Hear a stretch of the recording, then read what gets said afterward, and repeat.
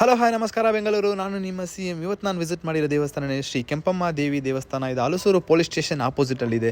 Halasuru metro ಸ್ಟೇಷನಿಂದ just 300 ಮೀಟರ್ಸಲ್ಲಿ locate ಆಗಿರುವ ಈ ದೇವಸ್ಥಾನ ತುಂಬ ಹಳೆಯ ದೇವಸ್ಥಾನ, ತುಂಬ ಪವರ್ಫುಲ್ ದೇವಸ್ಥಾನ ಅಂತ ಹೇಳ್ಬೋದು.